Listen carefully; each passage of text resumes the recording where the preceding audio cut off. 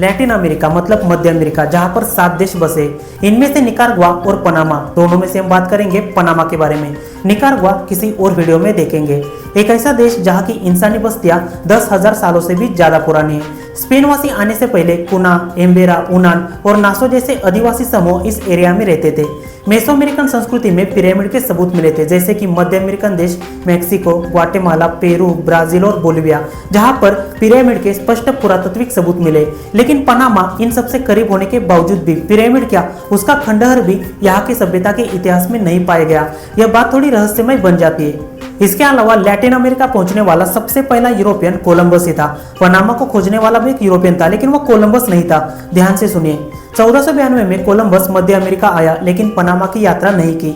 साल 1501 में यूरोपियन खोजकर्ता रोड्रिगो डी बस्तिदास कैरिबियन तट पर आया। उसने पैनामानियन लोगों के साथ बातचीत की। हालांकि इसके बाद 1510 में वास्को नूनेज डी बाल्बोआ, जिसने यहाँ पर पहली यूरोपियन कॉलोनी बनाई, इसलिए पनामा को खोजने वाला पहला यूरोपियन रोड्रिगो डी बस्तिदास बना और वहां पर पहली यूरोपियन कॉलोनी बनाने वाला वास्को नूनेज डी बाल्बोआ था। बाल्बोआ शब्द को अगर हम ध्यान से देखेंगे तो इसका इस्तेमाल एक और जगह पर किया गया, देश की ऑफिशियल करेंसी में। पनामा की 2 ऑफिशियल करेंसी है, जिसमें यूएस डॉलर और पैनामानियन बाल्बोआ। देश की करेंसी का सीधा संबंध स्पेनिश खोजकर्ता वास्को नूनेज डी बाल्बोआ से जुड़ा है। ऐसा इसलिए क्योंकि 1513 में देश में पहुंचने के बाद वहां पर पहली यूरोपियन कॉलोनी बनाई, इसलिए वहां के लोगों ने उनके सम्मान के रूप में करेंसी में उनके नाम का इस्तेमाल किया।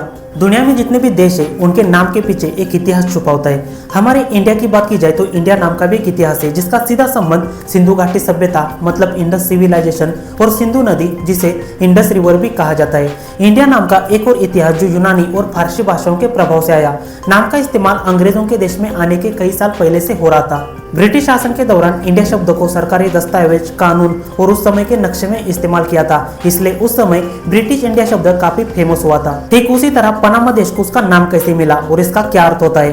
कहा जाता है कि देश का नाम स्पेनिश शब्द पनामा से आया, क्योंकि 16वीं सदी में स्पेन के खोजकर्ता मध्य अमेरिका आए थे। कुछ लोककथाओं के अनुसार जब यूरोपियन इस एरिया में आए थे, मतलब देश में, तब उन्होंने एक मछली पकड़ने वाले गांव को देखा और वहां के स्थानीय लोग पनामा शब्द का इस्तेमाल करते थे। पनामा का अर्थ होता है मछलियों की बहुतायत या फिर सबसे ज्यादा मछलियां पाने वाली जगह। शायद ये शब्द 2 शब्दों से मिलकर बना होगा, जैसे कि पना मतलब मछली और मा मतलब सबसे ज्यादा। एक और सिद्धांत ऐसा भी हो सकता है, शब्द का इस्तेमाल बहुत सारी तितलियों से जोड़ा गया, क्योंकि वहां की कुछ स्थानीय भाषाओं में तितलियों को दिखाने के लिए शब्द का इस्तेमाल किया गया था। इसके अलावा वहां के इतिहासकारों का मानना है नाम का इस्तेमाल किसी लोकल पेड़ या जंगल से जुड़ा हो सकता है, जैसे कि आज के समय देश का सबसे बड़ा जंगल पनामा जंगल, जो काफी डरावना है। दुनिया को देश के बारे में कुछ भी पता नहीं था, लेकिन ये नाम तब फेमस हुआ जब 1914 में अमेरिका ने कैनल का काम पूरा किया और इस कैनल को दुनिया भर में पनामा कैनल नाम से जाना गया। अटलांटिक महासागर से प्रशांत महासागर के बीच अपना समुद्री व्यापार करने के लिए 20वीं सदी की शुरुआत में अमेरिका के पास सिर्फ एक ही रास्ता था, जिसका नाम था कैपे हॉर्न। एक ऐसा रास्ता जिसकी लंबाई 22,500 किलोमीटर थी। हालांकि रास्ता इतना खतरनाक था, कुछ भी हो सकता है, जहाज पानी में डूब सकता है, समुद्री तूफान आ सकता है। कैपे हॉर्न की शुरुआत न्यूयॉर्क से दक्षिणी अमेरिका के सबसे आखिरी छोर सैन फ्रांसिस्को तक। इस रास्ते से जहाज को ट्रैवल करने के लिए लगभग 22,500 किलोमीटर का सफर तय करना पड़ता था, जिसके लिए लगभग 1 महीने से भी ज्यादा समय लगता था। पनामा कैनल अमेरिका के लिए एक वरदान साबित हुआ, एक ऐसा शॉर्टकट जिसने न्यूयॉर्क से सैन फ्रांसिस्को की दूरी सिर्फ 8,000 किलोमीटर में पूरी की। पैसों की भी बचत हो गई और समय भी कम लग गया। आज के समय पनामा के साथ अमेरिकी रिलेशन इतना अच्छा क्यों है? अगर कैनल टूट गया तो क्या होगा? कैनल बनाने का विचार बहुत पुराना था, लगभग 400 साल पहले। अगर हम ऐसा सोचेंगे, अमेरिका ने 100 साल पहले से बनाया था, लेकिन उसने सिर्फ इसका काम पूरा किया था। कैनल मतलब नहर बनाने की आइडिया 16वीं सदी की थी। उस समय स्पेन ने दक्षिणी अमेरिका पर कब्जा किया था। तब उन्होंने महसूस किया अटलांटिक और प्रशांत महासागर तक पहुंचने के लिए अगर कोई छोटा सा रास्ता हो तो ये व्यापार और सैन्य मार्ग के लिए बहुत फायदेमंद हो सकता है। 1524 में स्पेन के राजा 5वें चार्ल्स ने नहर बनाने के इस विचार को अपने सलाहकार, स्पेन उपनिवेश अधिकारी और सैन्य योजनाकारों के सामने रखा था।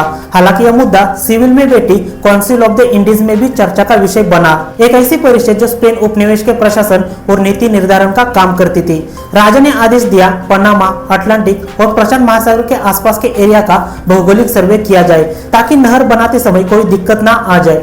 हालांकि उस समय की टेक्नोलॉजी इतनी एडवांस ना होने की वजह से नहर मतलब कैनल बनाने का फैसला कभी पूरा नहीं हो पाया। दुनिया भर के देशों में पनामा को ना तो ज्यादा गरीब समझा जाता है और ना ही ज्यादा अमीर, लेकिन लैटिन अमेरिकन देशों में सबसे बेहतर इकोनॉमी इसी देश की है। हर साल कैनाल से लगभग $3 बिलियन मतलब 2 लाख करोड़ के आसपास पैसा इकट्ठा हो जाता है। अगर कैनाल टूट गया तो इस देश की इकोनॉमी पूरी तरह डगमगा जाएगी, लेकिन अमेरिका कभी ऐसा होने नहीं देगा, क्योंकि कैनाल का सबसे ज्यादा फायदा उसी को होता है। दुनिया भर के लोग घूमने के लिए आते हैं, देखने जैसा बहुत कुछ है। सबसे पहले लोग कैनाल को देखने के लिए आते हैं। पता नहीं इसमें देखने जैसा क्या है। कहा जाता है कि मिराफ्लोर्स लॉक एक ऐसी जगह है जहां से जहाज को गुजरते देखना काफी रोमांचक होता है। इसके अलावा देश की राजधानी Panama City, San Blas island, लगभग 365 आइसलैंड का group, Bocas del Toro, Caribbean तट का समुद्री द्वीप जहां से डाइविंग और सर्फिंग का मजा मिलता है। एक और जगह ऐसी है जिसके बारे में हमने अभी तक आपको बताया नहीं, और मैं चाहता हूँ आप यहाँ पर कभी घूमने मत जाना। एक ऐसी जगह जो काफी डरावनी है, जिसका नाम है पनामा जंगल। हर साल यहाँ पर कई सारे लोग गायब हो जाते हैं। IOM मतलब इंटरनेशनल ऑर्गेनाइजेशन फॉर माइग्रेशन, जिन्होंने 2024 में एक रिपोर्ट जारी की थी जिसमें 170 लोग लापता हो गए थे। एक और ऑर्गेनाइजेशन जिसे माइक्रो लेवल रिपोर्ट्स और मानव अधिकार संगठन कहा जाता है, जिनके मुताबिक 2021 से मार्च 2023 के बीच 245 लोग गुमशुदा हुए थे। हालांकि आंकड़ा ज्यादा भी हो सकता है, क्योंकि जंगल से लाश नहीं मिलती। 2014 में नीदरलैंड की रहने वाली 2 लड़कियां क्रिस कैमर्स और लिसन क्रून, दोनों की गायब होने की घटना एक रहस्यमय और चर्चित मामला बन गई थी। दोनों लड़कियों के बारे में पूरी जानकारी आपको YouTube पर मिल जाएगी, बस आपको नाम सर्च करना है।